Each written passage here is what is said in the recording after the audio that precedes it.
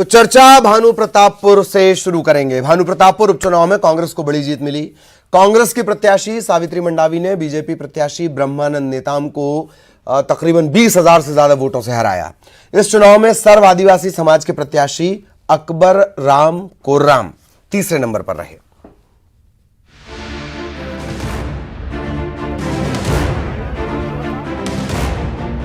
छत्तीसगढ़ में एक बार फिर चला है मुख्यमंत्री भूपेश बघेल का मैजिक। 2023 विधानसभा चुनाव से पहले कांग्रेस के खाते में दर्ज हुई एक बड़ी जीत। कांग्रेस की रणनीति दिवंगत विधायक मनोज मंडावी की पत्नी सावित्री मंडावी के लिए जनता की सिंपैथी और सीएम बघेल का जादू। भानु प्रतापपुर उपचुनाव में ये तीनों फैक्टर विपक्ष पर भारी पड़ गए। आदिवासी आरक्षण, महिलाओं के खिलाफ अपराध और बेरोजगारी जैसे तमाम सियासी मुद्दों के बीच कांग्रेस प्रत्याशी सावित्री मंडावी ने अपने पति मनोज मंडावी के निधन से खाली सीट पर जीत हासिल की।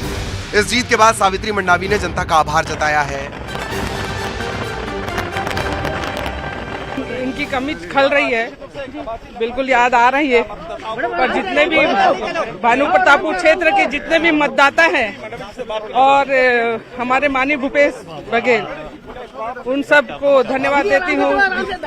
कांग्रेस के जितने भी पदाधिकारी हैं, बहुत खुशी हो रही है, बहुत खुशी हो रही है। सावित्री मंडावी ने बीजेपी प्रत्याशी ब्रह्मानंद नेताम को 21,000 से ज्यादा वोटों से हराया। इस बड़ी जीत पर कांग्रेस जश्न मना रही है। भानु प्रतापपुर में सावित्री मंडावी का विजय जुलूस निकालकर पार्टी ने जीत का शंखनाद किया। विधानसभा चुनाव से पहले मिली इस बड़ी जीत से कांग्रेस का हौसला 7वें आसमान पर है। कांग्रेस नेताओं का दावा है कि 2023 में भी पार्टी ऐतिहासिक जीत हासिल करेगी। मैंने पहले कहा ना, कांग्रेस के 4 साल के जो उपलब्धि है, कार्यकाल है, उस पर जनता ने मोहर लगाया। दूसरा, मनोज मंडावी के प्रति उनके वहाँ लोगों के पारिवारिक संबंध थे, तो उस आधार पर वोट मिला।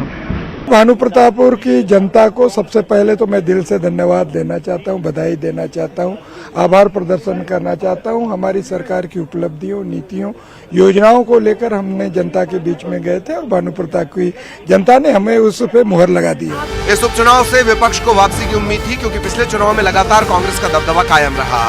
विपक्ष ने शराबबंदी, आदिवासी आरक्षण, अपराध और बेरोजगारी जैसे तमाम मुद्दों को लेकर सरकार को घेरने की पुरजोर कोशिश भी की, लेकिन सीएम भूपेश बघेल के मैजिक के आगे विपक्ष के मुद्दों की हवा निकल गई। हालांकि चुनाव से पहले जीत के बड़े बड़े दावे करने वाले बीजेपी नेताओं के सुर बदल गए हैं। बीजेपी का कहना है कि सावित्री मंडावी को जनता की सहानुभूति का फायदा मिला।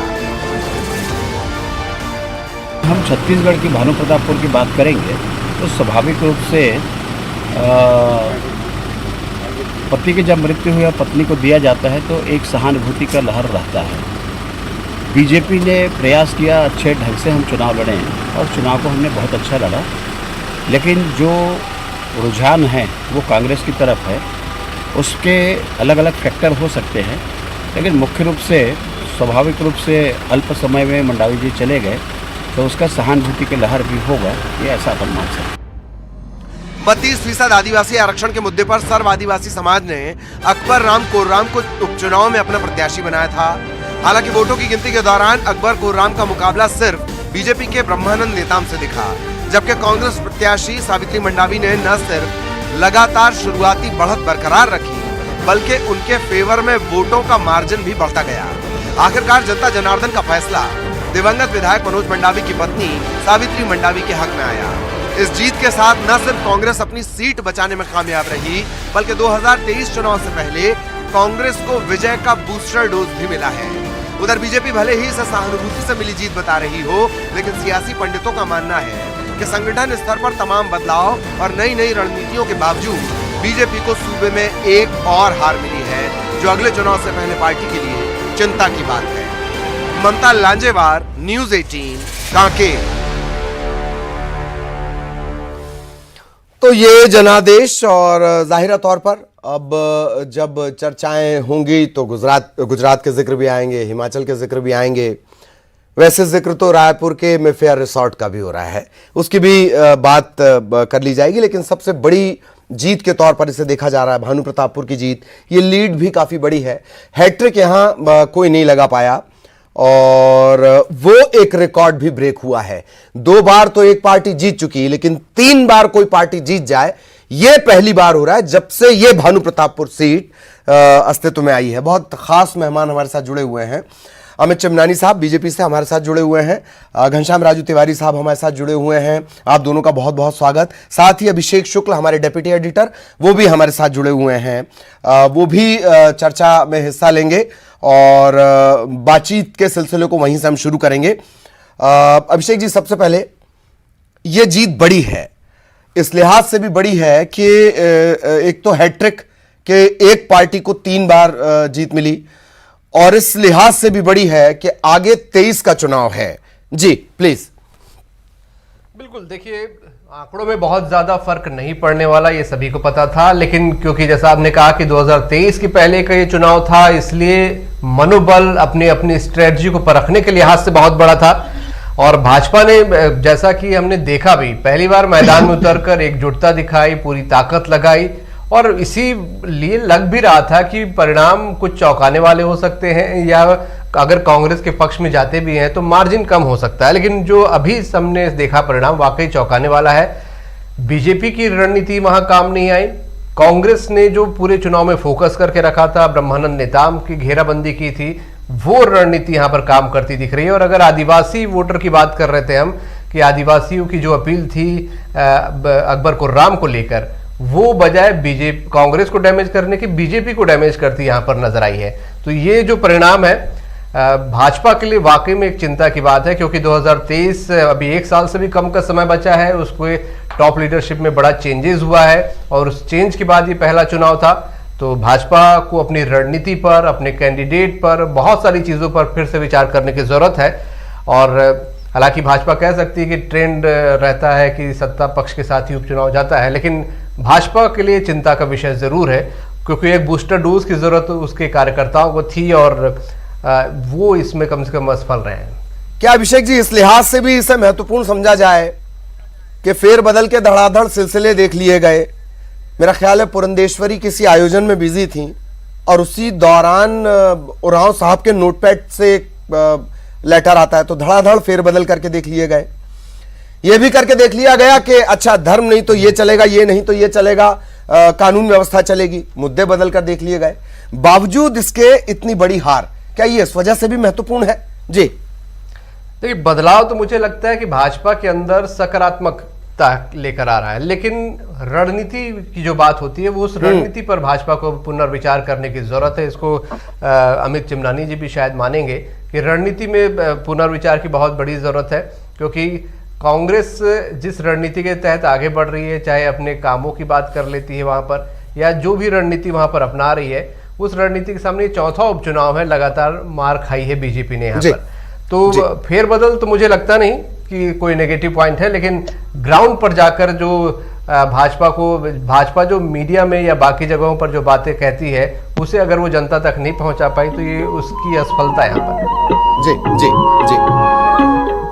और अमित चिमनानी साहब भी हमारे साथ बने हुए हैं। चिमनानी साहब, चंद्राकर साहब कल बैठे हुए थे, उन्होंने कहा कि जीतेगी तो बीजेपी ही, और अच्छा ये भी होता कई बार कि उनका अंदाज सहज होता है, आम जनता उसे तैश के तौर पर देखती है, तो जीतेगी तो बीजेपी ही, पर ऐसा हो ना सका। आपका छोटा सा रिएक्शन चिमनानी साहब।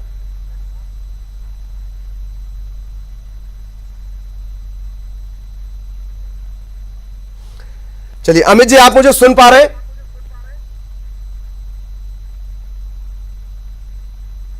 चलिए एक बार फिर संपर्क करने की कोशिश करेंगे। चिमनानी साहब हमारे साथ जुड़ेंगे। घनश्याम राजू तिवारी साहब लगातार बने हुए हैं। घनश्याम जी, खुशखबरी छत्तीसगढ़ से तो बहुत है, बाकी जगहों से क्यों नहीं? देखिए ललित जी, सर्वप्रथम तो मैं भानु प्रतापपुर के चुनाव में ऐतिहासिक जीत के लिए श्रीमती सावित्री मंडावी जी को बहुत बहुत बधाई देता हूं, और भानु प्रतापपुर की सम्मानित जनता का दिल से आभार व्यक्त करता हूं। देखिए, सबसे बड़ी बात यह है ललित जी, छत्तीसगढ़िया मुख्यमंत्री भूपेश बघेल जी की जनहितकारी योजनाओं को आज मुहर लगी है, और ये मुहर इस चुनाव से नहीं, पिछले 4 सालों में जो 4 उपचुनाव भी हो, विधानसभा, नगरीय निकाय, पंचायती राज के चुनाव हुए, समूचे चुनाव में प्रदेश की जनता ने उनके जनहितकारी योजनाओं को मुहर लगाकर आशीर्वाद दिया है। प्रदेश कांग्रेस के सम्मानित अध्यक्ष मोहन मरकाम जी लगातार किसी भी चुनाव में पूरी तरह से 15 से 20 दिन तक डेरा डाल के बैठे रहते हैं और लगातार वो कार्यकर्ताओं को रिचार्ज करते हैं। और आपको बड़ी बात बता दूं ललित जी, जिस प्रकार से हमारे बस्तर के नेता और मंत्री, बस्तर आइकॉन कवासी लखमा जी ने इसे एक प्रतिष्ठा का सवाल बताते हुए उन्होंने एक चुनौती पूर्वक कहा था, अगर भानु प्रतापपुर हम नहीं जीते तो मैं छत्तीसगढ़ विधानसभा में नहीं जाऊंगा। तो ये तमाम वायदे इरादे जो रहे वो उसके हमारे जीत के आधार रहे हैं। और निश्चित तौर पर छत्तीसगढ़ में छत्तीसगढ़िया मुख्यमंत्री भूपेश बघेल जी ने जो 4 सालों में आम जनता के बीच में, चाहे वो किसानों का विषय हो, आदिवासियों का विषय हो या फिर कर्मचारी, योजनाएं ज्यादा फ्लैगशिप योजनाएं थी या फिर सहानुभूति वोट ज्यादा मिला है? आपको क्या लग रहा है शुरुआती तौर पर? सहानुभूति की बात भी सामने आ रही है। जी देखिए, भारतीय जनता पार्टी हार के अपने बहाने छुपाने के लिए इसके सहानुभूति की बात कह दें, ये उनका पक्ष हो सकता है, लेकिन ये वही भारतीय जनता पार्टी है जब सावित्री मंडावी जी को टिकट दिया गया तो ये आरोप लगा रहे थे कि कार्यकर्ताओं की उपेक्षा हुई है, लेकिन आज जब हार हुई है तो उनके शब्द बदल गए हैं। तो ये भारतीय जनता पार्टी का चरित्र ही है। लेकिन एक बात है, ये विकास और छत्तीसगढ़ मॉडल की ये जीत है। और छत्तीसगढ़ मॉडल की जीत इसलिए कह सकता हूं कि जिस प्रकार से भूपेश बघेल जी ने राष्ट्रीय पटल पर और छत्तीसगढ़ का एक मान बढ़ाया, सम्मान बढ़ाया, आदिवासियों को उनके हक दिए, अधिकार दिए, जी वो अभी अधिकार अभी आ नहीं पाया है, प्रॉपर ट्रांसफर नहीं हो पाया, उस पर बात करेंगे। अभी अमित चिमनानी साहब हमारे साथ जुड़ गए। चिमनानी साहब, आप तक मेरी आवाज पहुंच रही हो? कल चंद्राकर साहब जुड़े थे और शायद उनका अंदाज ही ऐसा है कि वो प्रेम से भी बोलते हैं तो तैश में नजर आते हैं। कल उन्होंने दम ठोक कर कहा था कि जीतेगी तो बीजेपी ही। जी चिमनानी साहब।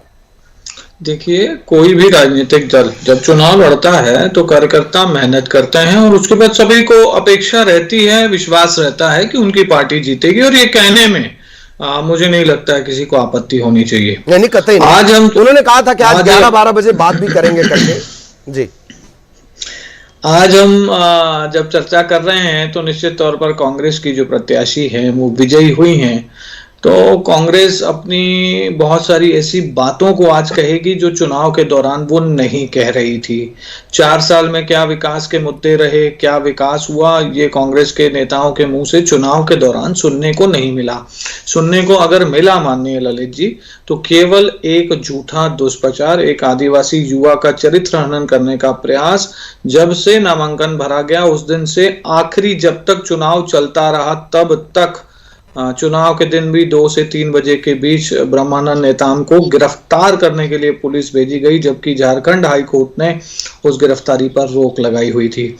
माननीय मुख्यमंत्री जी ने स्वयं, एक बहुत बड़ा पद होता है मुख्यमंत्री का, अगर मुझे कुछ बैकग्राउंड सुनाई दे रहा है। जी उसे हम दिखवा रहे हैं सर, एक अरपा पैरी के धार का एक टोन है, दिखवा रहे हैं सर, आप बोलिए प्लीज।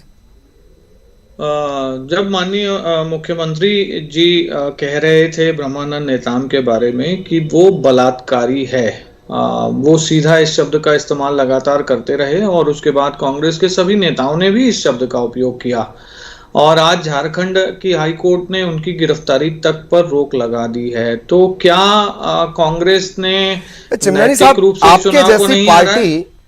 आपके जैसी पार्टी जो 27-25 साल की एंटी इनकम्बेंसी को एकदम अलट पलट कर रख देती है, प्रत्याशी चयन में ऐसा कैसे हुआ? या प्रत्याशी के जो फॉर्म दाखिला था उसमें ये हो कैसे गया कि एक केस के बारे में जानकारी नहीं थी, उससे जुड़ी जानकारी नहीं थी, या खुद ब्रह्मानंद नेताम को ही जानकारी नहीं थी? ललित जी, पुलिस के पास केस रजिस्टर्ड होता और पुलिस को कार्रवाई करनी होती तो 3 साल में ब्रह्मानंद नेताम को कोई नोटिस तो दिया होता, एक छोटा मोटा ही नोटिस दिया रहता कि आपके ऊपर ये आरोप है, कोई पूछताछ करने आया होता, गिरफ्तारी की होती, पुलिस ने वो नहीं किया। आज मैं और आप यहाँ चर्चा कर रहे हैं और महाराष्ट्र में आपके और मेरे खिलाफ कोई चार्जेस लगा दिया जाए और उसकी सूचना हमें न दी जाए तो आप और मैं चुनाव लड़ते समय उसका जिक्र नहीं कर सकते। सवाल ये है कि कांग्रेस जैसी पार्टी जो आज कह रही है टीवी डिबेट्स में कि हमने विकास किया, विकास किया, आदिवासी का हित किया, तो वो कैंपेन ब्रह्मानंद नेताम के इर्द गिर्द क्यों हुआ? उसके चरित्र हनन पे उन्होंने चुनाव क्यों लड़ा? आज जीतने के बाद उसको कन्वर्ट कर दे रहे हैं। आज ये कह रहे हैं कि हम विकास के बल पे जीते हैं। चिमनानी साहब, आपकी इजाजत से मैं जो मिसाल दी उससे मतलब बड़ा ईसुदान गढ़वी टाइप की फीलिंग आई है। हालांकि वो चुनाव हार गए हैं। ठीक, अभिषेक जी आपका सवाल रहेगा प्लीज। बिल्कुल चिमनानी जी, आपने भाजपा अब लगातार कह रही है कि कांग्रेस का षड्यंत्र था, लेकिन चिमनानी जी ये तो आप भी मानेंगे कि चौथा चुनाव है और आजकल चुनाव जीतने के लिए हर संभव कोशिशें पार्टियां करती हैं। 2023 एक साल से भी कम का समय बचा है, कैसे आप लोग कांग्रेस का मुकाबला कर पाएंगे? हमने कांग्रेस का मुकाबला किया है और पूरे प्रदेश की जनता ने मुकाबला किया है माननीय अभिषेक। नहीं चिमना जी, मेरा मतलब रिजल्ट से था। मुकाबला किया अच्छी बात है, पर रिजल्ट को अपने फेवर में कैसे कर पाएंगे?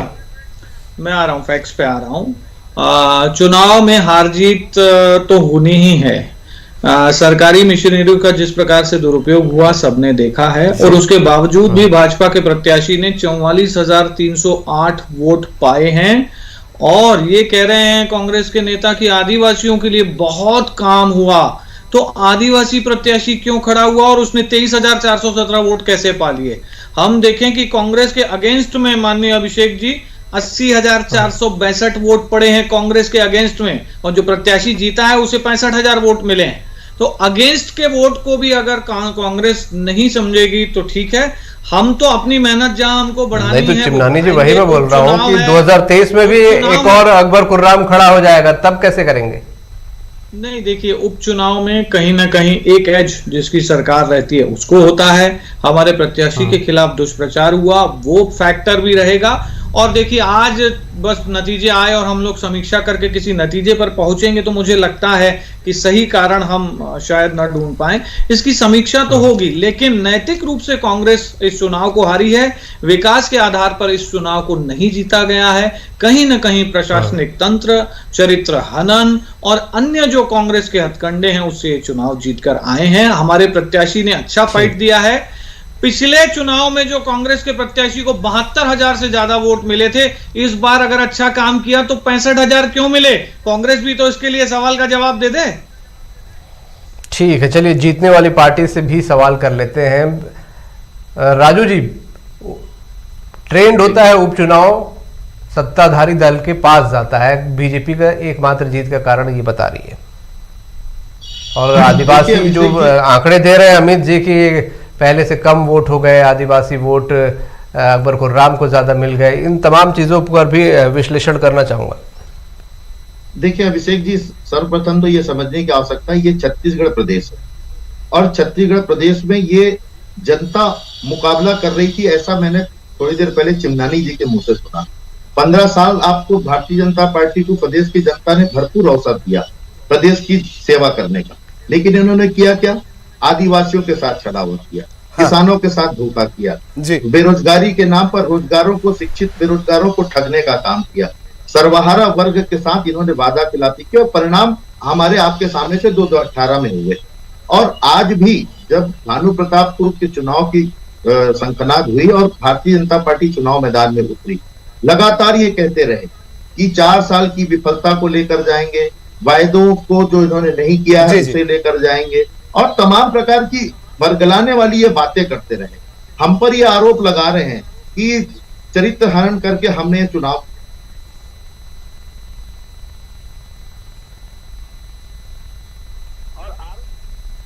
कि हमने कहीं ना कहीं इनको आरोपी बनाया हुआ है, घेरा हुआ है। दुख तो इस बात का है कि हारने वाले को इस बात को समझना चाहिए कि हार हार होती है और जीत जीत होती है। और अंतर के विषय पर बात कर रहे हैं, मैं समझना चाहता हूं अंतर के विषय पर बात करने के पहले यह समझ लेना चाहिए कि स्वर्गीय मनोज मंडावी जी के आकस्मिक निधन की वजह से ये उपचुनाव हो रहे हैं। सावित्री मंडावी जी कोई राजनीतिक छवि नहीं थी, न वो राजनीतिक सदस्य रही है, बावजूद उसके उन्होंने 20,000 से अधिक मतों से भारतीय जनता पार्टी। अभिषेक जी आखिरी सवाल जी जी जी बिल्कुल बिल्कुल चिमनानी जी, क्योंकि हार आप लोगों को मिली इसलिए सवाल भी आप लोगों से ही ज्यादा होंगे। ये चौथा उपचुनाव था, समीक्षा की बात चिमनानी जी हर बार होती है, लेकिन समीक्षा का मतलब तब माना जाएगा जब रिजल्ट आप लोगों के फेवर में आए। क्या आप समीक्षा खैर डिटेल से करेंगे ही, कैंडिडेट चयन में आप मान रहे हैं गलती हुई है, या मेजर आपको वजह क्या है सिवाय इसके कि उपचुनाव जो है सत्ताधारी दल के पास जाता है? क्योंकि कई सारे अपवाद भी होते हैं और छत्तीसगढ़ में हुए हैं। देखिए, जब कैंडिडेट का चयन होता है और जब नतीजे आते हैं तो परसेप्शन बदल जाते हैं। जब हमने कैंडिडेट का चयन किया तो हमारी जो प्रक्रिया है उसी के तहत किया, हम उसके इतर नहीं गए थे। हमारी जो टीम बनाई गई थी वो गई, वहां पर जनता से बात हुई, कार्यकर्ताओं से बात हुई, फिर केंद्रीय समिति को नाम गया, उसके बाद वहां से जो अप्रूवल आया हमने उनको टिकट देकर अवसर दिया और 44,000 उस प्रत्याशी ने 44,000 वोट अर्जित किए। बहुत सारी प्रताड़ना के बावजूद हम चुन रहे थे ब्रह्मानंद नेताम जी की श्रीमती जी को। जब चुनाव का दिन था तब वो रो के मीडिया के सामने कह रही थी कि ऐसा आरोप लगने के बाद एक हफ्ता पूरा हमारे घर में चूल्हा नहीं जला था। देखिए, प्रताड़ना तो है ना, किसी को अचानक से आप ऐसे आरोप में फंसा दोगे, उसको आप ऐसा डिस्टर्ब कर दोगे कि वो चुनाव प्रचार ही ना कर पाए, ये बहुत बड़ा आरोप होता है। ये कांग्रेस ने पहले भी किया था, एक सीडी कांड छत्तीसगढ़ में हुआ। बहुत शॉर्ट में चाहूंगा कि इसको आप आगे भी तो ये चीजें हो सकती, कैसे निपटेंगे, अपने फेवर में कैसे बदलेंगे रिजल्ट को? देखिए अब कांग्रेस ने जो एक बार कर लिया वो बार बार वो कर लेगी। अगर वो ऐसा सोचती है तो वो सोच सकती है। भारतीय जनता पार्टी समीक्षा भी करेगी, कहां पे कमजोरी रह गई उस पे काम भी करेगी। और फाइट बैक करना भारतीय जनता पार्टी को इसलिए आता है क्योंकि हम तो ज्यादा विपक्ष में रहे हैं, और जैसा राजू जी ने कहा कि 15 साल हमको अवसर मिला था, जनता ने दिया ना, बार बार हमने काम करके दिखाया तभी जनता ने अवसर दिया। तो ठीक है, ये चुनाव हार गए, कोई बात नहीं, 2023 में हम फिर से फाइट बैक करेंगे, इसमें कोई शक नहीं। चलिए चिमनानी साहब, लेकिन काम की बात तो यही रही कि आपने मिसाल दी थी या आपने चुनाव लड़ने का इशारा किया, 2023 में भी क्या चेहरा दिखेगा, ऐसी बहुत सारी बातें हैं। सवालों के सिलसिले खैर चलते रहेंगे, मैं आप सभी को रोकना चाह रहा हूं, वक्त की कमी है। अभिषेक जी बहुत बहुत धन्यवाद, अमित जी आपका धन्यवाद, राजू साहब आपका भी बहुत बहुत धन्यवाद। और जनादेश भानु प्रतापपुर के जनादेश को लेकर ये चर्चा आप देख रहे थे। इस प्रस्तुति में इतना ही, खबरें जारी हैं।